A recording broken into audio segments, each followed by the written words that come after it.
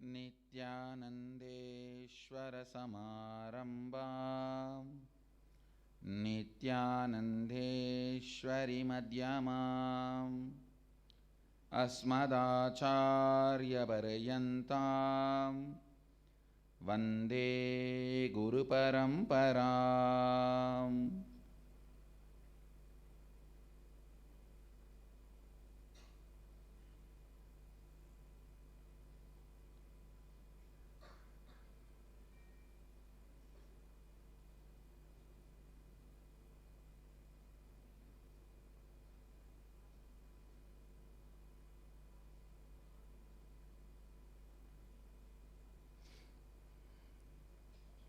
உங்கள் அனைவரையும் வணங்கி வரவேற்கின்றேன். இருமுனை காணொளி காட்சியின் வழியாகவும்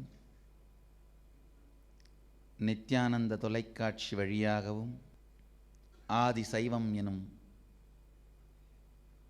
வாழ்வியல் சத்தியத்தை பற்றி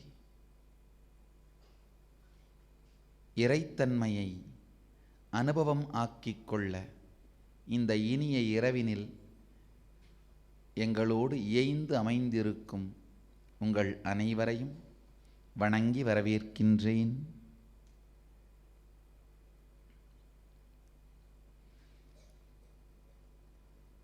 கடந்த சில நாட்களாக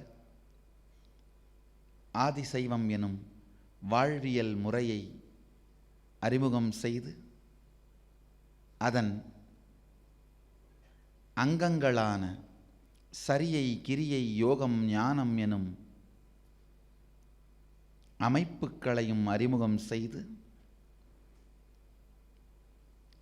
இவைகள் சார்ந்து பொதுவாக இருக்கும் சந்தேகங்கள், குழப்பங்கள் போன்றவற்றிற்கும் தெளிவையும்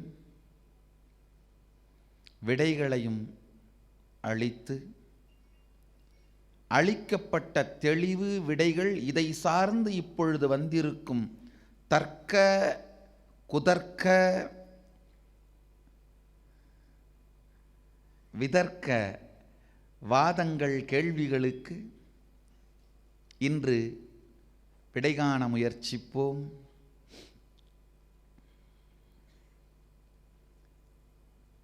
நேற்று தம்பிரான் தோழர் பெருமான் சுந்தரனின்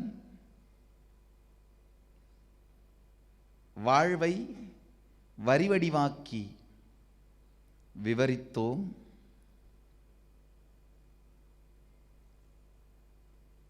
தர்க்க ரீதியாக கேட்கப்பட்ட சில கேள்விகள் உலகம் முழுவதிலுமிருந்தும் பார்க்கும் அன்பர்கள் தங்களுடைய கேள்விகளை தொலைக்காட்சியில் காணும் எண்ணிற்கு தொடர்பு கொண்டு பதிவு செய்யலாம். அதை செய்து கொண்டிருக்கிறார்கள். அதில் வந்த தர்க்க ரீதியான சில கேள்விகள், இறைவனையே நேரில் தரிசித்த சுந்தரர் ஏன் சாதாரண ஆசைகளில் விழுந்தார்? இது தர்க்க ரீதியான கேள்விகள். ஆழ்ந்து புரிந்து கொள்ளுங்கள்.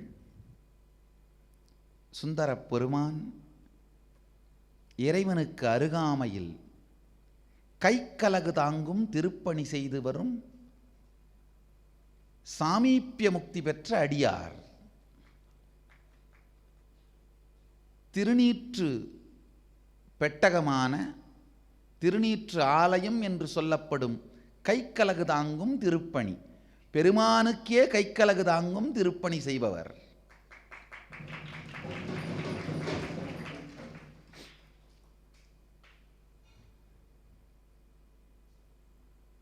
ஒரு நாள் காலை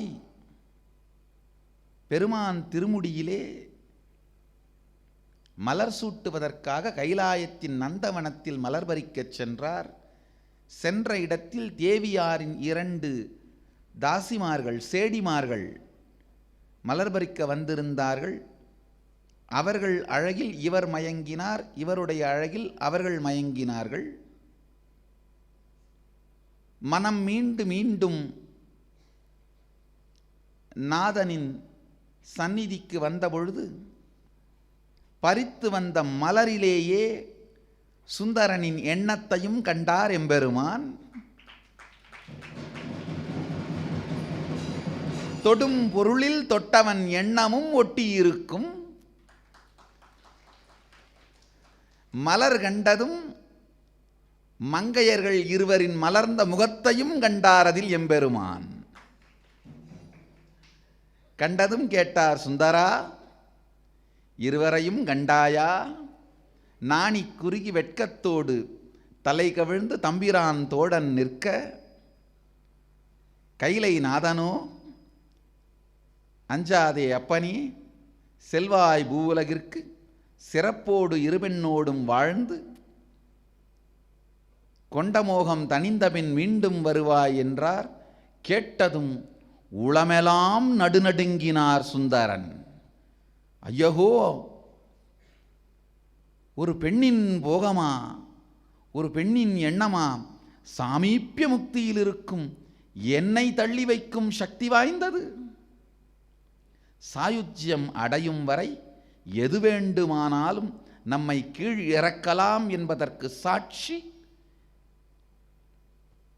இந்த நிகழ்வு. இரண்டர இறைவனோடு ஒன்றிவிடும் சாயுஜ்யமான ஜீவன் முக்தி அமையும் வரை எது வேண்டுமானாலும் நம்மை கீழ் இழுத்து விடலாம் என்பதற்கான சாட்சி. எப்படியானாலும் சரி, ஒரு வினாடி மயங்கினார் என்பது உண்மைதான். ஆனால் உளம் முழுவதும் இறைவன் பாகமல்லவா? அதனால் நடுநடுங்கினாலும் வரம் ஒன்று கேட்கிறார். அப்பனே, பிறவாமை வேண்டியே வந்தேன், பிறந்தாலும் உன்னை மறவாமை வேண்டும். அங்கு செல்லும் பொழுதும் ஆபத்தில் நீயே வந்து, நானே மறுத்தாலும் நீயே வந்து என்னை தடுத்தாட்கொண்டிடல் வேண்டும் என்கின்ற வரம் கேட்டு வாங்கிக் கொள்கிறார். அப்பனும் ஆகட்டும் அப்படியே என்று அருளிவிடுகின்றார். தம்பிரான் தோழன் அல்லவா, பக்கத்தில் இருந்து பணிவிடை செய்தவன், அவன் கருணையின் ஆழம் தெரிந்தவன். பெருமான் கருணையின் ஆழத்தை தெரிந்தவர்களுக்கே தவறு செய்யும் தைரியம் வந்து விடுகின்றது. எல்லா இடத்திலையும் நடக்கிற பிரச்சனை இது. பெருமான் கருணையின் ஆழம் தெரிந்தவர்களுக்கு தவறு செய்யும் தைரியம் வந்து விடுகின்றது. ஏனென்றால் எப்படி இருந்தாலும் ஏற்றுக்கொள்வான்.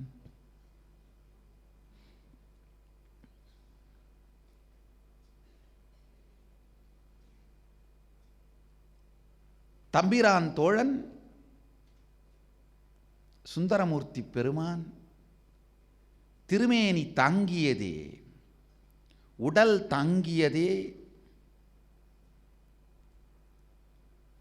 இந்த இரண்டு பெண்களின் மீதும் ஏற்பட்ட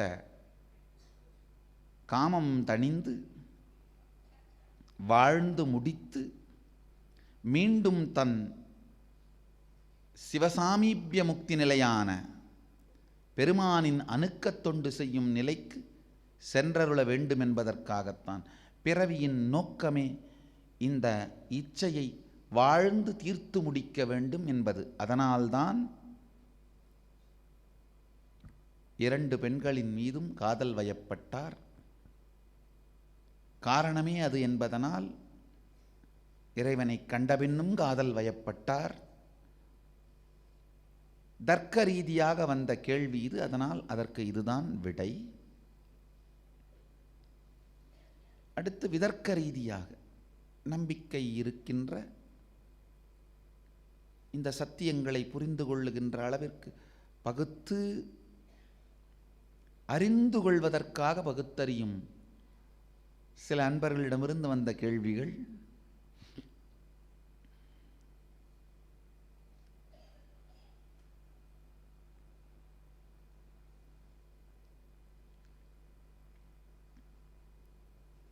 பெருமான் தடுத்தாட்கொண்ட பின்பும்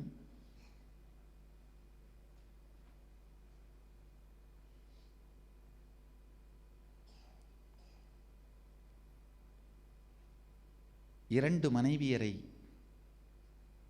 மணந்து கொண்டு ஒருவரின் உத்தரவு பெறாமலேயே 2ஆம் திருமணம் செய்து கொண்டு,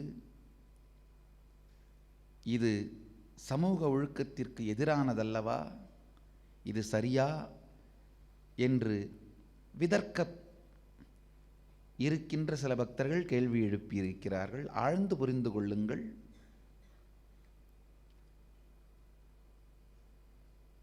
சுந்தரரை போன்றதொரு இறைவனோடேயே விளையாடித் திரியும் ஒருவருடைய வாழ்க்கையை நம்முடைய சாதாரண மிகவும் தாழ்ந்த மனத்தை கொண்டு அது சொல்லுகின்ற சரி தவறுகளை வைத்துக்கொண்டு எடை போடுவது சாத்தியம் இல்லை. அது சரியும் இல்லை. அவர் இருக்கின்ற உணர்வு நிலை, நாம் இருக்கின்ற உணர்வு நிலை, இதை பார்த்தோமானால் சாதாரண நம்முடைய சரிதவறுகளை கொண்டு அவரை எடை போட்டுவிடும் மிக பெருந்தவரை செய்துவிட வேண்டாம். கருத்து சுதந்திரம் என்கிற பெயராலே ஒரு சில முட்டாள்கள் ஞானசம்பந்த பெருந்தகையை மிகுந்த அவதூறு செய்து எழுதியிருக்கும் சில நாவல்கள், புதினங்கள், கட்டுரைகள்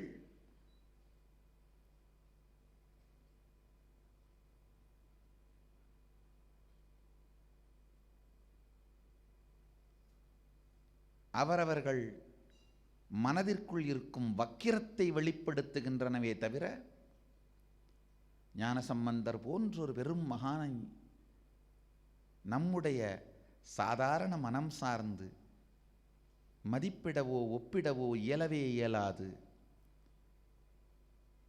அதேபோல் சுந்தரமூர்த்தி பெருமானின் வாழ்க்கையையும் சாதாரண லாப நஷ்டங்களில், நன்று தீமைகளில், கொடுக்கல் வாங்கலில், வலி சுகத்தில், துக்கம் ஆனந்தத்தில் உழலுகின்ற மனம் எடை போட இயலாது. அது சாத்தியமும் இல்லாதது.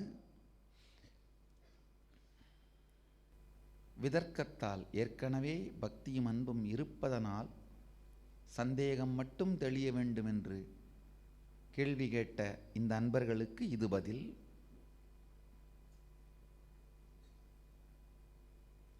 நம்முடைய சாதாரண மனம் கொண்டு அவருடைய செயல்களை எடை போட இயலாது, எடை போட வேண்டாம்.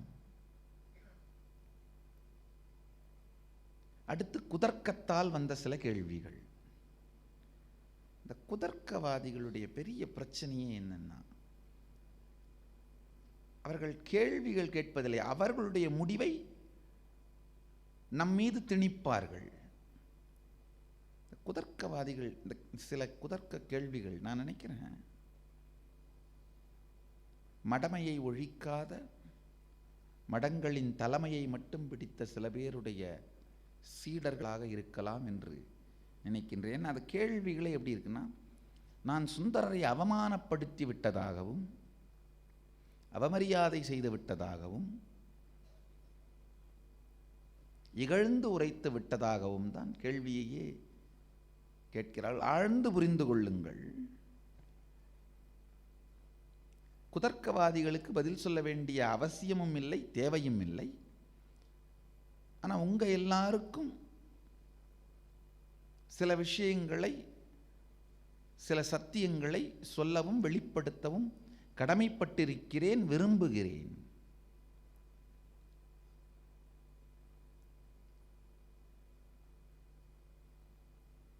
துக்கத்திலும் சுகத்திலும்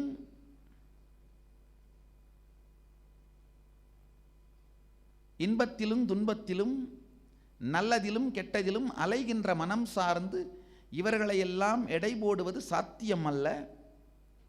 ஆனால் தம்பிரான் தோழனான சுந்தரரும் தம்பிரானும் இருக்கின்ற, எம்பெருமான் ஈசனும் இருக்கின்ற உணர்வு நிலையை என் வாழ்க்கையில் உணர்ந்ததனால் எந்த உணர்வு நிலையில் இந்த மொத்த நிகழ்ச்சியும் நடந்தது என்று நடந்ததை நடந்தவாறு நடந்த நிலையிலிருந்து பார்த்து உங்களுக்கு சொல்ல வேண்டிய கடமை எனக்குள்ளது.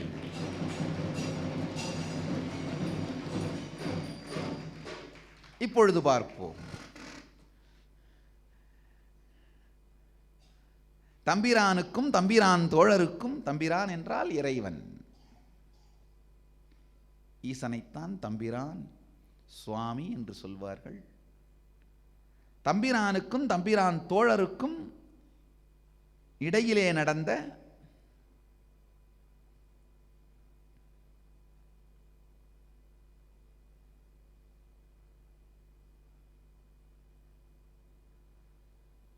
பக்தியின் லீலை, பக்தியின் விளையாட்டு,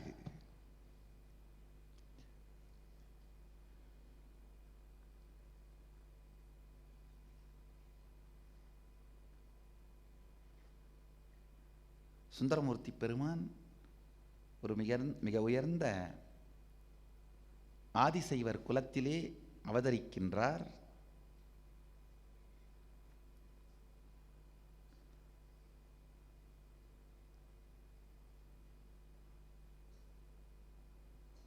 அரசனாலே வளர்க்கப்படுகின்றார்.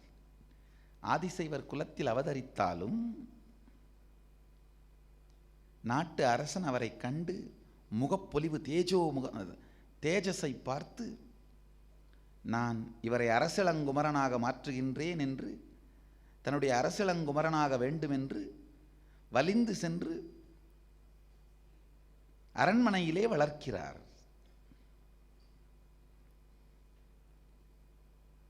திருமணப் பருவம் வந்ததும்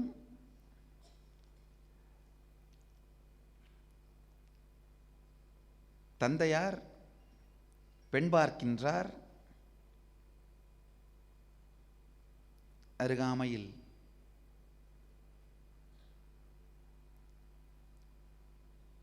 ஆதிசைவர் குலத்திலேயே பெண் பார்த்து திருமணமும் நிச்சயிக்கிறார்கள். அரசளங்குமரனாக வளர்ந்ததனாலே அரசனே திருமணத்திற்கு வருகின்றார். எல்லா சடங்குகளுக்கும் எல்லா பொருட்களும் எல்லாம் தயாராக இருக்கிறது. இரவு நடைபெற வேண்டிய சடங்குகள் நிகழ்ந்து மறுநாள் திருமணத்திற்கான சடங்குகள் துவங்குகின்ற நேரம் சுந்தரமூர்த்தி பெருமான் அரசுடையும் வேதியர் உடையும் இரண்டையும் ஒன்றாக அணிந்து வருகின்றார். அரசர்களுக்கு உரிய உடையும் ஆபரணங்களும் வேதியர்களுக்குரிய திருநீரும் தாங்கி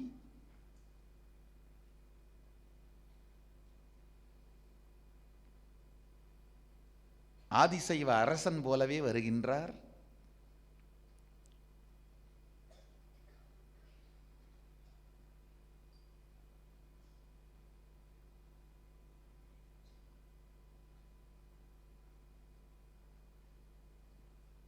திருமணம் ஆரம்பிக்கும் முன் திடீரென்று வயதான ஒரு கிழவர்,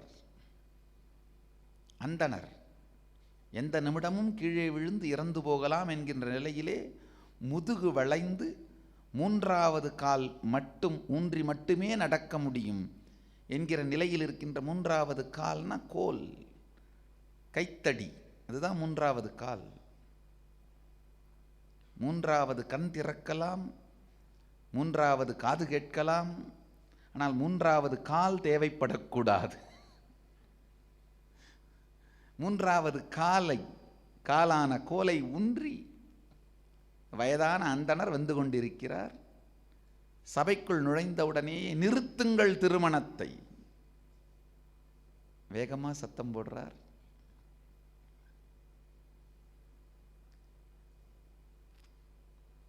எல்லோரும் கேட்கிறார்கள், ஏன், நீங்கள் யார் என்று. அந்தணர் சொல்றார்,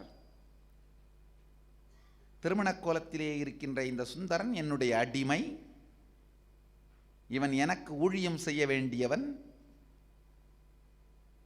இவன் திருமணம் செய்து கொள்ளலாமா வேண்டாமா என்று முடிவு செய்ய வேண்டியது நான். என்னை கேட்காமல் இவன் எப்படி திருமணம் முடிக்கலாம், இவன் என் அடிமை என்று மிகுந்த சப்தத்தோடு சொல்லுகின்றார்.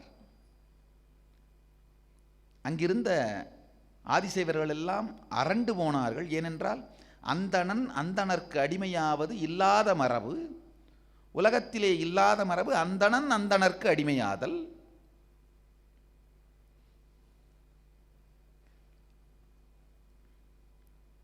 எல்லோரும் கேட்கிறார்கள், அது எப்படி சாத்தியம்? சுந்தரரோ 2 கையையும் இடுப்பில் வைத்துக்கொண்டு நன்று நன்று என்ற இகழ்ச்சியான புன்னகையோடு பார்க்கிறார்.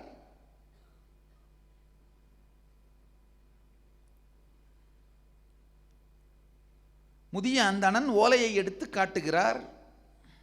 இதுதான் சாட்சி. சுந்தரனுடைய முப்பாட்டன் எனக்கு எழுதி கொடுத்த ஓலை. சுந்தரர் படு வேகமாக ஓடி அந்த ஓலையை பறிக்க முயற்சிக்கின்றார். கிழவனாக வந்ததோ ஈசன் எம்பெருமானே. அவரும் ஓடுகிறார், இவரும் ஓடுகிறார்.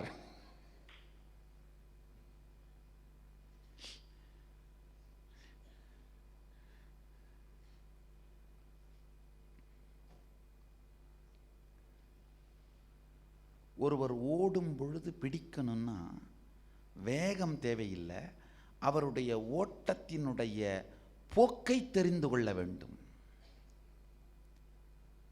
பாம்பு விரட்டும் போது நேராக ஓடணும். ஏன்னா பாம்பு வளைஞ்சு வளைஞ்சு தான் போகும், அதுலேயே ரொம்ப நேரம் செலவாயிடும். யானை விரட்டும் போது வளைஞ்சு வளைஞ்சு ஓடணும். காரணம் என்ன? யானையால் நேராகத்தான் வர முடியும். நீங்கள் வளைஞ்சு வளைஞ்சு ஓடனா யானை கன்ஃபியூஸ் ஆயிடும். இந்த ஓடுவதும் பிடிப்பதும் ஓட்டத்தின் வேகம் சார்ந்ததல்ல, ஓடுபவர் பிடிப்பவர் இதை பற்றிய தன்மை சார்ந்தது. வேகம் சார்ந்ததாக இருந்தால் பெருமானை ஒருவர் பிடிக்க முடியுமா? நம் எல்லோர் உள்ளத்திற்குள்ளேயுமே அமர்ந்து கொண்டு நாம் திரும்பி பார்க்கின்ற ஒரு க்ஷணம் கூட நம் கண்ணில் சிக்காமல் எங்கோ ஓடி மறைந்து ஒளிந்து கொண்டிருக்கின்றவனை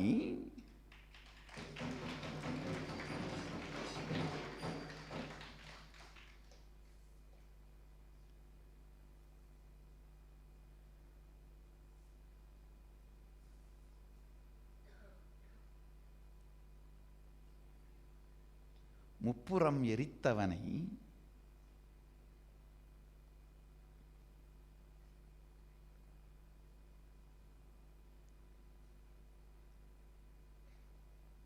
மாலும் அயனும் காணாத பாதம், பிரம்மனும் விஷ்ணுவும் தேடியே காணாத பாதத்தை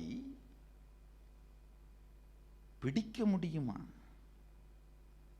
சாத்தியமே இல்லை. ஆனால் உள்ளுக்குள் திரும்பி அவன் பாதத்தை ஒரு முறை பிடித்தோமானால் வெளியில் அவன் ஓடினாலும் பிடிப்பது சாத்தியம்.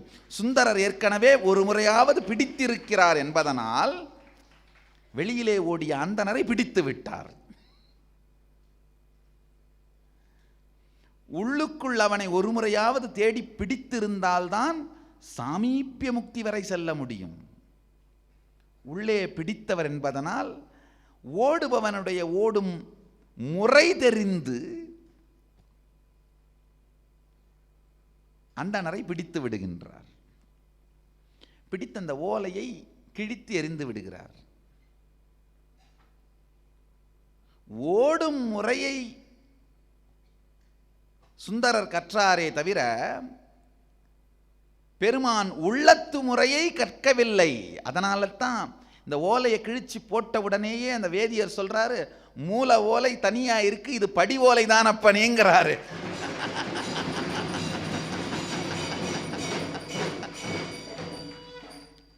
சாமீபியம் வரைக்கும் தான் வந்திருக்காரு, சாயுஜ்யம் அடையல. அதனால உள்ள என்ன ஓடுன்னு தெரியல, வெளியில எப்படி ஓடுறாருன்னு மட்டும் தான் கண்டுபிடிக்க முடிஞ்சது. சாமீபியத்தில் இருப்பவர்களே தெரிந்து கொள்ளுங்கள், நீங்கள் இன்னும் சாயுஜ்யத்தை அடைந்து விடவில்லை. அதனால் உள்ளே என்ன இருக்கிறது என்று உங்களுக்கும் இன்னும் தெரியாது.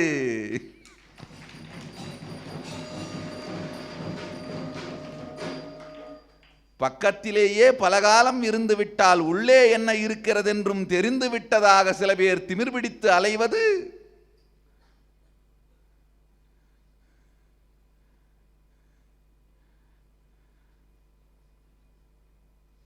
மூலவோலை வெளியில் கொண்டு வரும் பொழுதுதான் அவர்களுக்கு மூர்க்கத்தனம் அவர்களுக்கே புரியும்.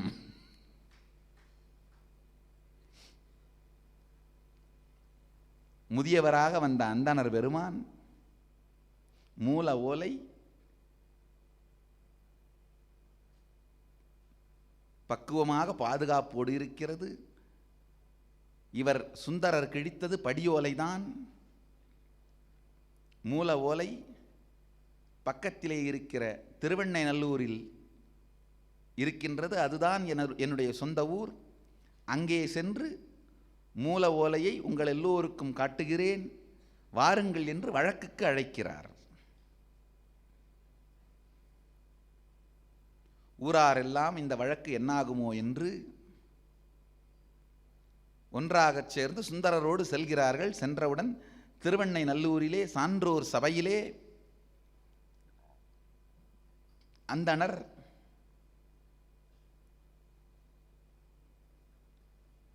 ஒரு நிபந்தனையை சொல்றார். படி ஓலையை கிழித்த இவன் மூல ஓலையையும் கிழிக்க மாட்டான் என்று சபையோர் உறுதி கொடுத்தால் ஓலை காட்டுகிறேன் என்று சபையோர் உறுதி அளிக்க மூல ஓலையை எடுத்து காட்டுகிறார். மூல ஓலை தெளிவாக சொல்கிறது. சுந்தரருடைய முப்பாட்டனார் எழுதி வழி வழியாக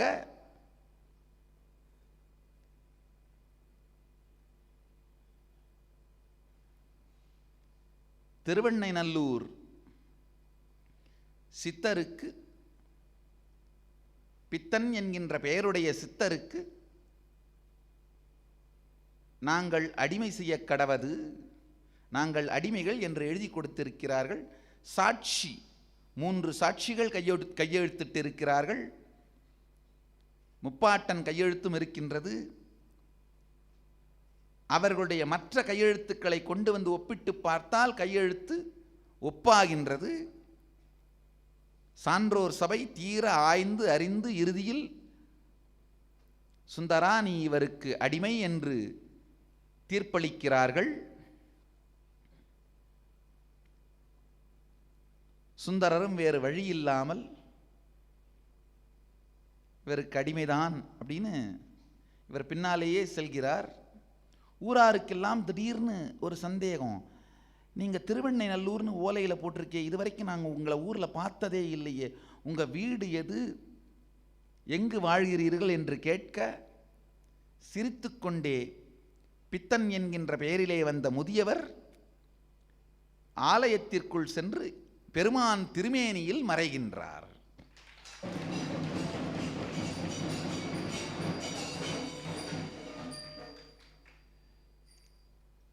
மறைந்து உடனே சுந்தரர் உடல் எல்லாம் நடுங்க விதிர் விதிர்த்து போய், இறைவா நீயே நேரில் வந்து செய்த இந்த லீலையின் காரணம் என்ன, திருமணம் தடுத்து நிறுத்த வேண்டிய காரணம் என்ன என்று கேட்க பெருமான், அப்பா மறந்தாயா, மனித உடல் தாங்கியதும் கைலாய நினைவெல்லாம் போனதா, நீ என் கைக்கலகு தாங்கும் சாமீபிய முக்தி பெற்ற ஆலால சுந்தரன், ஆலகால விஷத்தை கண்டவுடன் பிரம்மா விஷ்ணு முதல் எல்லோரும் அஞ்சு நடுங்கி ஓட, அதை நான் பருகி உலகத்தை காக்க வேண்டும் என்று கட்டளையிட தைரியத்தோடு சென்று அந்த விஷத்தையே ஒரு குடத்தில் உருட்டி கொண்டு வந்ததனால் ஆலால சுந்தரன் என்று பெயர் பெற்ற சுந்தரன் நீ மறந்தாயோ உன் நிஜ நிலையை, இரு பெண் மீது கொண்ட காமத்தால் நீ பூவுலகம் வந்தாய், வந்தாலும் உன்னை நான் தடுத்தாட்கொள்ள வேண்டும் என்று வரம் வாங்கி கொண்டு வந்ததை மறந்தாயோ. சொன்னவுடன் சுயநினைவுக்கு வந்தார் சுந்தரர். ஆஹா பெருமானே, நானே மறுத்தாலும் என்னை தடுத்தாட்கொள்ள வேண்டும் என்று கொடுத்த வரத்தை நிறைவேற்ற வந்தாயோ என்று உளமெல்லாம் உருகி நெஞ்சு பஞ்சாய் கரைய தன்னுடைய சுயநிலையை உணர்ந்து திருமணத்தை மறுத்து பெருமானிடம் தவ வாழ்க்கை வரம் கேட்க பெருமானும் அவ்வாறே அளிக்கின்றார். இந்த முதல் நிகழ்ச்சியே ரொம்ப அருமையான நிகழ்ச்சி.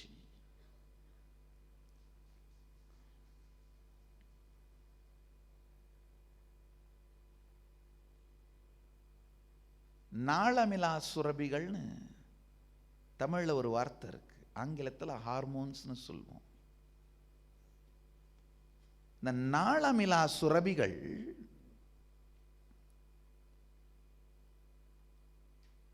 மனதாலே கட்டுப்படுத்தப்படுவதனால் அதற்கு உடலோடு எந்த நாள இணைப்பும் இல்லாதது.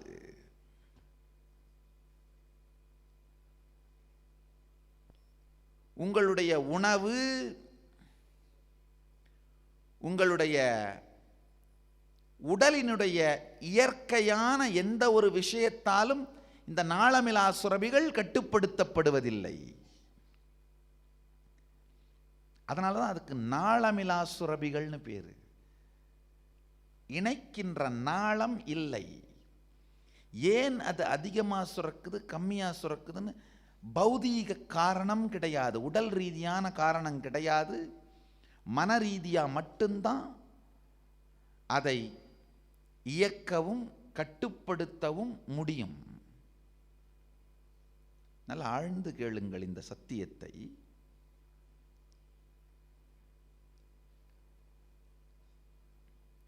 மனசு தான் நாளமிலா சுரபியை கட்டுப்படுத்தணும். நாளமிலா சுரபிகள் சுரந்து விட்டா அதன் இயக்கத்தை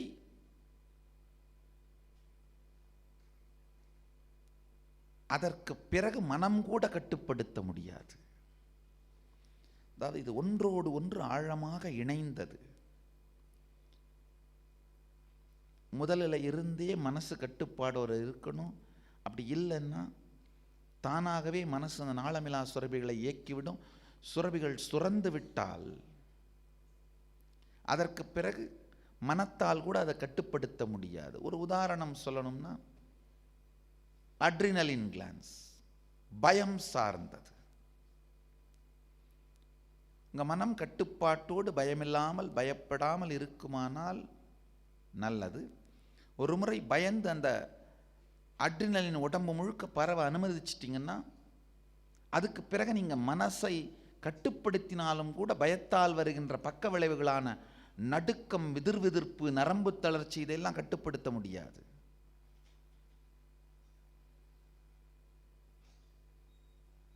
வாயில வேணா சொல்லலாம், எனக்கு பயம்லாம் ஒன்றும் இல்லை. ஆனால் கண் காட்டிவிடும் பயத்தை.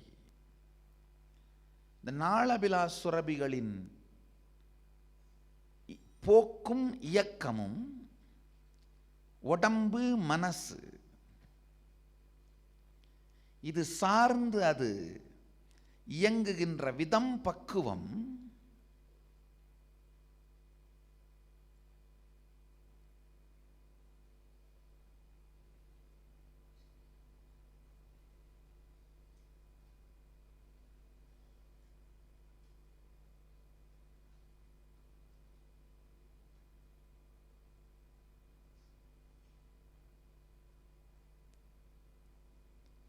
மற்ற எல்லாவற்றையும் நீங்கள் கட்டுப்படுத்தி விடலாம். நான் இந்த நாளமிலா சுரபிகள் ஹார்மோன்ஸ் முன்னாடி விழுந்தீங்கன்னா போச்சு.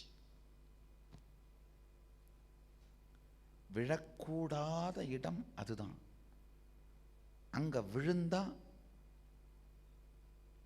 உங்களை கடவுளாலும் கடவுளின் அவதாரமான குருவாலும் மட்டும்தான் தூக்கிவிட முடியும். ஆனா பிரச்சனை என்னன்னா, அங்க விழுந்த பிறகு கடவுளையோ கடவுளின் அவதாரமான குருவையோ தூக்கி விடுங்கள்னு கேட்க கூட தோணாது. அதனால தான் விடுறதுக்கு முன்னாடியே, அப்பனே ஒருவேளை நான் விழுந்தா நான் வேண்டான்னு சொன்னாலும் என்னை தூக்கி விட்டுருன்னு கேட்டுறது.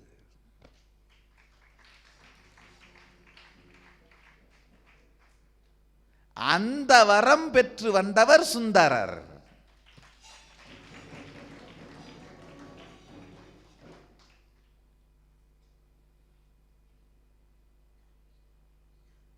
தெரியாம நான் விழுந்தேன்னா கூட நான் வேணான்னு சொன்னாலும் என்னை தூக்கிரு. ஏன்னா நாளமிலா சுரபியின் கட்டுப்பாடு, ஹார்மோனல் ஸ்ட்ரகிளில், ஹார்மோனல் காம்ப்ளிகேஷன்ஸில், ஹார்மோனல் ப்ரெஷரில் விழுந்தா எந்திரிக்கணும்னு கேட்க கூட தோணாது. சுந்தரருக்கு புரிந்து விட்டது. சில வினாடிகள் மாத்திரம்தான் அந்த ஹார்மோனல் பிரஷர்ல விழுந்தேன்.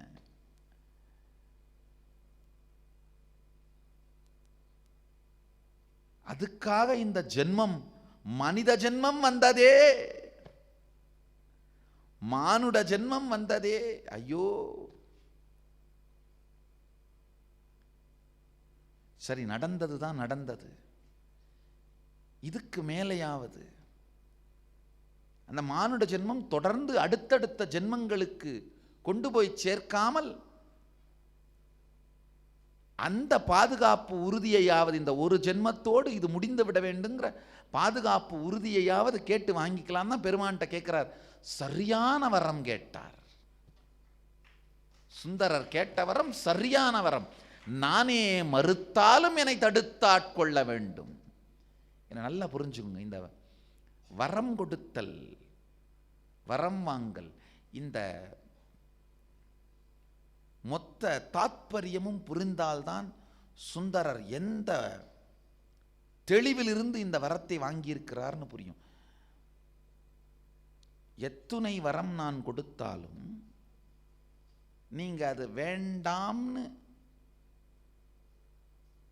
சொல்லிட்டீங்கன்னா அதுக்கு மேல அந்த கட்டுப்பாட்டிற்குள் நான் இல்லை, அதுக்கு மேல அதை நிறைவேற்றுன்ற கட்டுப்பாடு எனக்கு இல்லை. நீங்க வேண்டான்னு சொல்லாத வரைக்கும் தான் அதை, அந்த கமிட்மெண்ட், அந்த கட்டுப்பாட்டுக்கு கட்டுப்பட்டு இருக்க வேண்டிய தேவை இருக்கு. ஏன்னா தனி சுதந்திரத்திற்கு, தனி சிந்தனை சுதந்திரத்துக்கு மிகப்பெரிய சக்தி உண்டு. முக்தியே வேணும்னு நீங்க கேட்டு 3000 ஆண்டு தவங்கிடந்து ஏதோ ஒரு நாள் இல்லையப்பா வேண்டாம்னு பெருமான்கிட்ட சொல்லிட்டீங்கன்னா உங்களுக்கு முக்தி கொடுக்கணுன்ற அவசியம் அவருக்கு இல்லாமல் போய்விடுகிறது. அது தனி சுதந்திரத்தின் சக்தி. பொதுவாக பெருமான் சோதனை பண்ணும்போது அந்த தனி சுதந்திரத்தின் சக்தியைத்தான் கிளறி விடுவார். கிளறி விட்டு நம்ம வாயாலேயே வேண்டான்னு சொல்ல வச்சிருவாரு. அதுக்குத்தான் எல்லா விளையாட்டும் பண்ணுவாரு. ஆனா சுந்தரர் பக்கத்திலேயே இருந்தவர் தானே, எல்லாமே தெரியும். இல்லை என்ன பண்றாரு, எப்படி ஒன்னொன்னுத்தையும் டீல் பண்றாரு, எப்படி எல்லாத்தையும் பார்க்கறாரு. பக்கத்தில் இருக்கவங்களுக்கு அது ஒரு பெரிய வரம். என்ன லாஜிக், என்ன ஃப்ரேமை வச்சு ஃபங்க்ஷன் பண்றாரு அப்படின்ற உள்ளிருந்து பார்க்கலாம், அந்த இன்சைடர்ஸ் வியூவை பார்க்கலாம். அதனால தான் அந்த வரம் கேட்கிறாரு. நானே மறுத்தாலும் கைவிடாது என்னை தடுத்தாட்கொண்டு மீண்டும் கொண்டு வர வேண்டும் வரம் வாங்கிடுறாரு.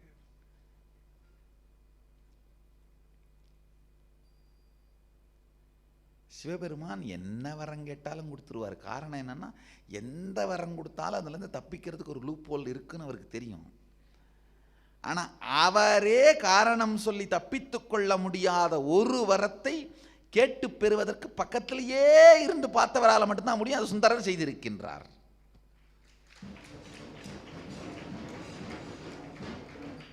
எப்பவாவது உங்கள் வாழ்க்கையில் இந்த தன்னை மறந்து கரைந்து இறைவனோடு இணைந்திருக்கின்ற தரிசனமோ அனுபவமோ வந்தால் இந்த ஒரு வரத்தை மறக்காமல் வாங்கிவிடுங்கள்.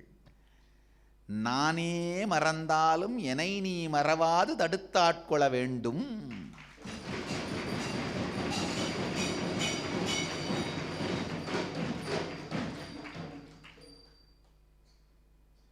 நானே விட்டாலும் நீ என்னை விடாமல் தடுத்தாட்கொள்ள வேண்டும்.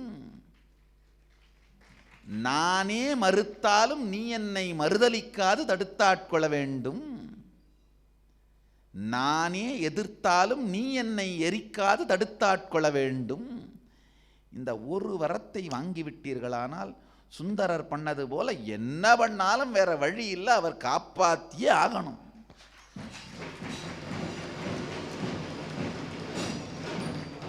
இந்த ஒரு வரம் பெற்றவன் திருவரம் பெற்றவன்.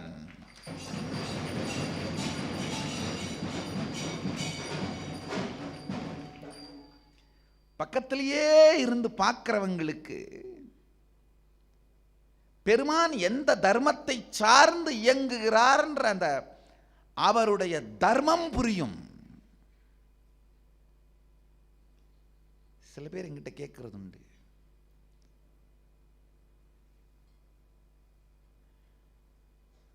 எப்படி நாங்கள் தெரிஞ்சுக்கிறது நீங்க கொடுக்கிற எந்த வரம் நிஜமாகும் எந்த வரம் ஆகாது, இந்த சூக்ஷ்மத்தை எப்படி புரிஞ்சுக்கிறது? அது பக்கத்தில் உங்களுக்கு கரெக்டாக புரியும்.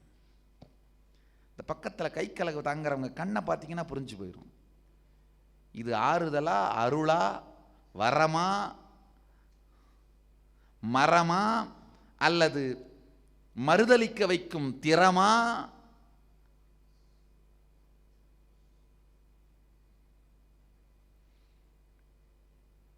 வியாதின்னு ஒருத்தர் வந்தா சரியாகும் போங்க, சாமி பார்த்துக்கிறேன்னு சொன்னால் அதுக்கு ஒரு அர்த்தம். கட்டாயம் சரி பண்ணுறேன் கவலைப்படாதீங்க போங்க, மாங்கல்யம் நிரந்தரமாக இருக்குன்னு சொன்னால் அதுக்கு ஒரு அர்த்தம். ஒழுங்காக இருந்திருக்கலாமேப்பா, திருநீரை பூசிக்கோ கஷ்டம் குறையும் அப்படின்னு சொன்னால் அதுக்கு ஒரு அர்த்தம். கோவிலில் போய் பிரார்த்தனை பண்ணிட்டு போ அப்படின்னு சொன்னால் அதுக்கு ஒரு அர்த்தம். தைரியமாக இருங்க அப்படின்னு சொன்னால் அதுக்கு ஒரு அர்த்தம். ஆனந்தமாக இருங்க அப்படின்னு சொன்னால் அதுக்கு ஒரு அர்த்தம். முடியலைன்னா ஜாலியாக இருங்க அப்படின்னு சொன்னால் அதுக்கு ஒரு அர்த்தம்.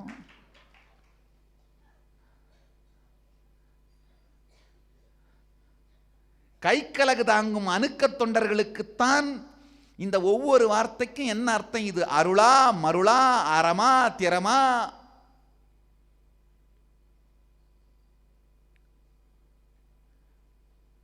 இதன் பக்க விளைவு என்ன, எதிர் விளைவு என்ன, அடுத்த விளைவு என்ன அப்படின்னு புரியும். பலகாலம் கைக்கலகு தாங்கி எதிர்விளைவு பக்க விளைவு எல்லாம் புரிந்தவர் என்பதனால் வரத்திலே பெரும் திருவரம் கேட்டு வாங்கினார் சுந்தர பெருமான். நானே மறந்து மறுத்தாலும் நீ மறந்து மறுக்காது என்னை தடுத்தாட்கொண்டருளல் வேண்டும். என அரச வாழ்க்கை வாழ்ந்த உடனேயே கைலாய எண்ணம் மறைந்தது, வந்த நோக்கம் மறந்தது.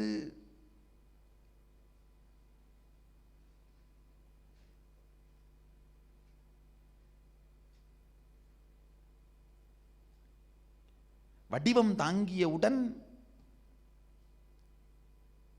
விஷ்ணுவுக்கே, அவதாரங்கள் பல எடுத்த விஷ்ணுவுக்கே வந்த காரணம் மறந்து விடுகிறது.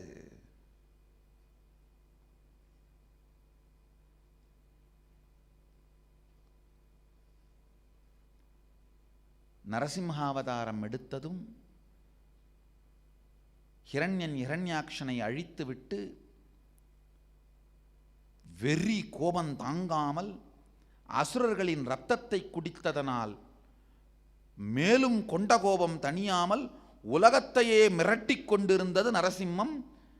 பெருமான் சரபேஸ்வரராக வந்து நரசிம்மத்தின் கோபம் தணித்து, அப்பா நீ நாராயணன், வந்த வேலை முடிந்து விட்டது, கிளம்பி வா என்று நரசிம்ம உடலை கிழித்து நாராயணனுக்கு விடுதலை அளிக்கின்றார். ஒவ்வொரு அவதாரத்திலும் ராமனாக வந்தபொழுது ராவண வதம் முடிந்து எல்லாம் முடிந்து அயோத்தியை காலம் ஆயிரக்கணக்கான ஆண்டுகளாக தொடர்ந்து ஆனந்தமாக ஆண்டு கொண்டிருக்கிறார். ராமராஜ்யம் அருமையாக நடக்கின்றது. தான் விஷ்ணு என்பதையே மறந்துவிட்டு ராஜ்யத்தை செய்து கொண்டிருக்கின்றார். காலகாலன் முன்தோன்றி, அப்பா நீங்கள் விஷ்ணு, வந்த வேலை முடிந்தது, கிளம்பி வாருங்கள் என்று சொல்லி லக்ஷ்மணனை தற்கொலை செய்து கொள்ள வைத்து, அருமையான கதை. காலகாலன் சிவனடியார் கோலம் பூண்டு ராமனிடம் வந்து, ராமா உன்னுடன் நான் தனியாக உரையாட வேண்டும், அந்த நேரத்தில் வேறு யாரும் உள்ளே வரக்கூடாது என்று சொல்ல, ராமனும் லக்ஷ்மணனை காவலுக்கு நிறுத்த, லக்ஷ்மணனிடம் யாராவது உள்ளே மீறி வந்தால் உன் உயிர் போகும் என்று எச்சரித்து காவலுக்கு நிறுத்த, அந்த நேரம் பார்த்து கோபமே வடிவான துர்வாசர் வர, லக்ஷ்மணனுக்கோ திண்டாட்டம், உள்ளே விட்டு மரணத்தை சம்பாதிப்பதா அல்லது துர்வாசரின் சாபத்துக்கு ஆளாவதா என்று சிந்தித்து, மரணமே மேலானது என்று துர்வாசரை உள்ளே விட்டுவிட்டு சரையு நதியில் சென்று உடலை விட, இந்த செய்தியை கேள்விப்பட்டவுடன் ராமன் என்ன நடந்தது என்று திகைக்கும் பொழுது, முதியவராக வந்த ஈசன் தன் காலகால ஸ்வரூபமான மூல சிவனின் திருவுருவம் தாங்கி, அஞ்சாதே ராமா, வந்தது நானே, உன் வந்த நோக்கம் முடிந்ததனால் உன்னை அழைத்துச் செல்லவே வந்தோம் என்று உன் அம்சமான ஆதிசேஷமான லக்ஷ்மணன் உடலை விட்டு விட்டான், நீயும் கிளம்பென்று சொல்ல, அதே இடத்தில் வந்து எம்பெருமானும் ஸ்ரீராமச்சந்திரனும் சரையு நதியிலே உடலை விட்டு தன்னுடைய ஸ்வயரூபமான விஷ்ணு வடிவத்தை அமைந்து அடைந்து வைகுண்டம் செல்கின்றார். ஒவ்வொரு முறையும் திருமேனி தாங்கியதும் விஷ்ணுவுக்கே வந்த நோக்கம் மறந்து விடுகின்றது. சுந்தரருக்கும் அதேதான் நிகழ்ந்தது. ஆனால் சுந்தரர் பக்கத்தில் இருப்பவர் அல்லவா, சரியான வரத்தோடு வந்திருக்கிறார். திருவரம் வாங்கி வந்தார். திருவரங்கத்தானுக்கும் கிடைக்காத திருவரம் வாங்கி வந்தார்.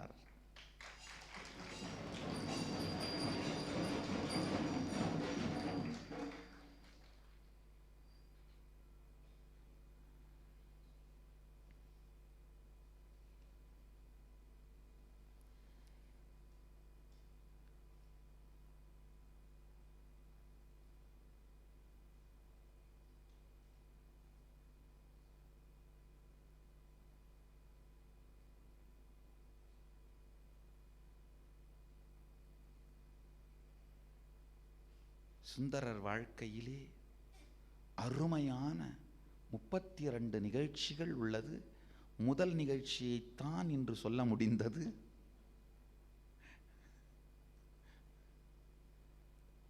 இன்னமும் அவருக்கும் பெருமானுக்கும் இடையிலே இருக்கின்ற பக்தியின் ஆழத்தை விளக்கும் நிகழ்ச்சிகள் நான் ஆரம்பிக்க கூட முடியவில்லை.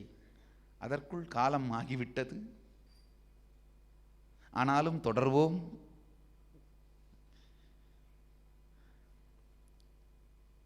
பறவை நாச்சியாரோடும் சங்கிலி நாச்சியாரோடும் அவர் வாழ்ந்த விதம், அவை ஒவ்வொன்றிற்கும் பெருமானையே உபயோகித்த விதம் நல்லா ஆழ்ந்து புரிஞ்சுக்குங்க. பக்தியில் 2 விதம் உண்டு. இறைவனை பக்தி செய்து முக்தி நிலையை கேட்டு பெற்றுக்கொள்வது, திருநாவுக்கரசு சுவாமிகள் மாதிரி. அந்த முக்தி நிலை கேட்டு பெற்று அந்த முக்தி நிலையை பற்றி அந்த சத்தியத்தை உலகத்திற்கு சொல்வதற்காக சில சக்திகளை வெளிப்படுத்தி ஞான கருத்துக்களை பரப்புவது. இது திருநாவுக்கரசர் செய்தது போல. நான் சுந்தரருடையது அதைவிட ஆழமான பக்தி. முக்திக்கு மட்டுமல்ல, முக்தி பற்றிய ஞானத்தை விஞ்ஞானத்தை உலகிற்கு பரப்புவதற்கு மட்டுமல்ல, சாதாரண அடிப்படை தேவைகளுக்கு கூட பெருமானோடு தான் நேரடியான உறவு. தங்கம் வேணும் கொடுக்கலன்னா திட்டுவேன், திட்டியிருக்கார். கொடுக்கவில்லை என்பதற்காக இகழ்ந்து பேசியதை பொறுத்து கொள்ளுங்கள், ஆனால் தங்கத்தை கொடுத்து விடுங்கள் என்று மீண்டும் பாடி வாங்கியும் இருக்கின்றார்.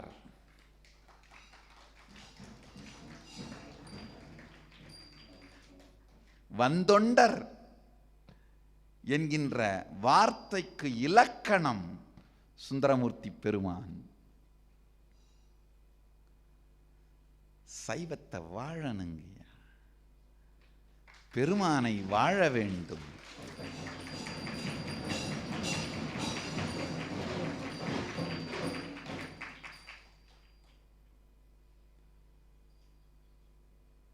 சுந்தரரை போல பெருமானை வாழ்ந்த ஒரு பக்தர் இன்னொருவர் இருந்ததே இல்லை, இனியும் இருக்க முடியாது என்பதுதான் உண்மை. சைவம் மட்டுமல்ல, வேறு எந்த சம்பிரதாயத்திலும் சைவத்தை வாழ வேண்டும், சுந்தரரை போல வாழ வேண்டும்.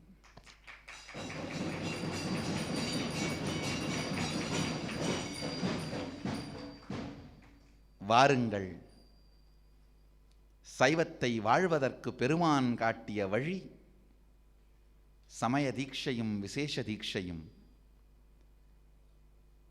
தமிழ் உலகே திரண்டு வா. நவம்பர் 21, 22, 23, 24 4 நாட்களும் விசேஷ தீட்சையும், நவம்பர் 22 அன்று சமய தீட்சையும், நவம்பர் 28 அன்று சமய தீட்சையும் உங்கள் எல்லோருக்காகவும் காத்திருக்கிறது. ஜாதி மதம் இனம் கடந்து எல்லா உயிரினங்களுக்கும் பொது என்று எம்பெருமான் அருளிய இந்த தீட்சைகள் சைவத்தை வாழும் வழி. வாழ்வியல் சத்தியமான சைவத்தை வாழ்ந்திட வாருங்கள். 2 தீட்சைகளையும் பெற்று இறைமயமாக மாறுங்கள். சொல்ல சொல்ல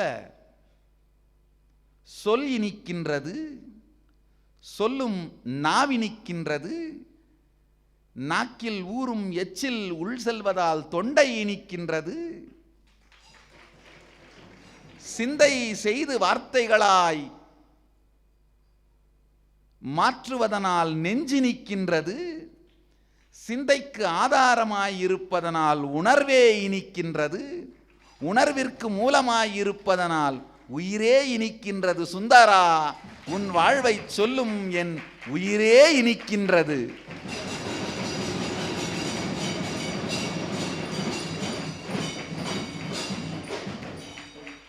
எல்லாம் இனிக்க தமிழ்த்தாயும்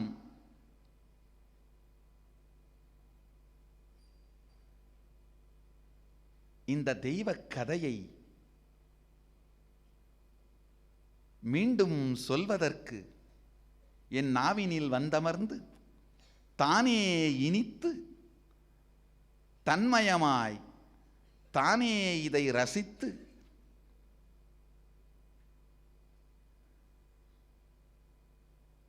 உண்மையை உள்ளத்தில் உள்ளபடியே சொல்லும்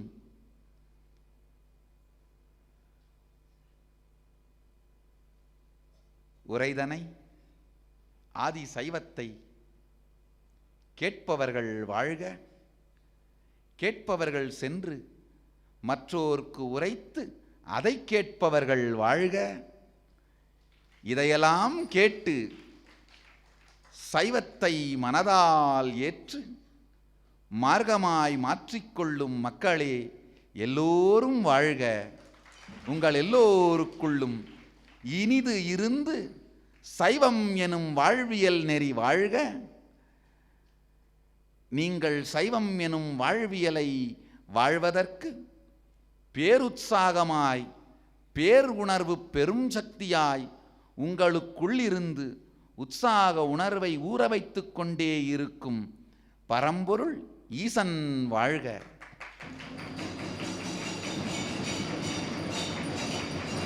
மேன்மைகொள் சைவநீதி விளங்குக உலகமெல்லாம். மேன்மைகொள் சைவநீதி விளங்குக உலகமெல்லாம் என்றுரைத்து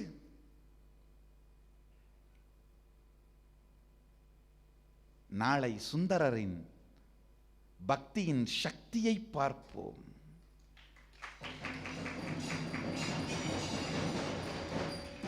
ஐயா, முதல் மனைவி பரவி நாச்சியாருக்கு சொல்லாமலேயே சங்கிலி நாச்சியார் இரண்டாம் மனைவிக்கு பொய்யாக சத்தியம் கொடுத்து உன்னை விட்டு பிரிய மாட்டேன்னு இரண்டாவது மனைவிக்கு சத்தியம் கொடுத்து கல்யாணம் பண்ணிக்கிறாரு.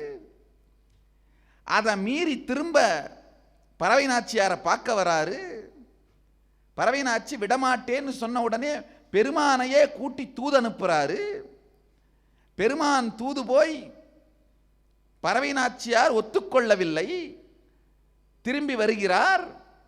வந்தவுடன் பெருமானை கடிந்து கொள்கிறார். என்னையா தூது போற, இதை கூட முடிச்சுட்டு வர முடியல,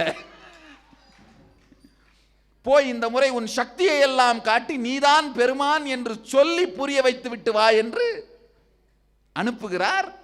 அதையும் கேட்டுக்கொண்டு பெருமான் சென்று நான் ஈசன், நானே தூது வந்திருக்கிறேன் என்று சொல்லி பரவை நாச்சியார் ஏற்றுக்கொள்கிறார்.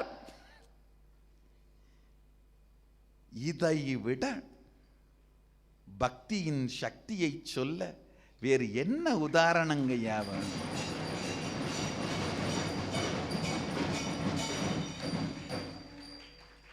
வைஷ்ணவத்தில் சொல்வாங்க, பெருமானே தேர்த்தட்டில் உட்கார்ந்து அர்ஜுனனுக்காக தேரோட்டினார், பீஷ்ம பானம் முகத்தில் தாங்கினார்னு. அதெல்லாம் ரொம்ப சுலபங்கய்யா. பொய் சொல்ற பக்தனுக்காக, உண்மையில் இல்லாத பக்தனுக்காக 2 முறை தூது செல்வதுதான் உண்மையில் கஷ்டம். தானே ஆகமத்தில் வகுத்த விதியை இவன் மீறுகிறான் என்று தெரிந்தும் பகவத்கீதையில கிருஷ்ணன் வகுத்த விதிகளை ஒன்னும் அர்ஜுனன் மீறிடல. அவன் முறையா வாழறான். வாழ்ந்தவனுக்கு இவர் துணையாக நின்றது ஒன்றும் பெரிய பக்தியின் சக்தி இல்லைங்கயா. ஆகமத்திலே பெருமான் வகுத்தது எதையுமே இவர் வாழவில்லை, மறுக்கின்றார். ஆதி சைவனாக பிறந்து ஆகமத்தில் பெருமான் வகுத்த விதிகளையே மீறி மனதிற்பட்டதையெல்லாம் செய்தும்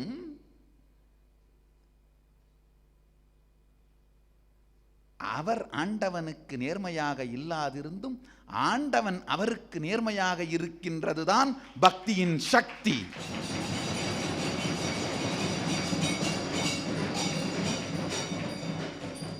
சுந்தரரின் பக்தியின் சக்தியை நாளை காண்போம். நீங்கள் எல்லோரும் நித்யானந்தத்தில் நிறைந்து நித்யானந்தத்தில் மலர்ந்து நித்யானந்தமாகிட ஆசீர்வதிக்கின்றேன். நன்றி. ஆனந்தமாக இருங்கள்.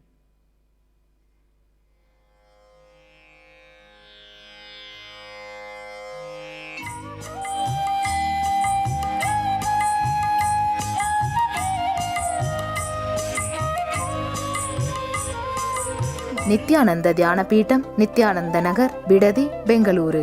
ಫೋನ್ 08027279999. www.nityananda.org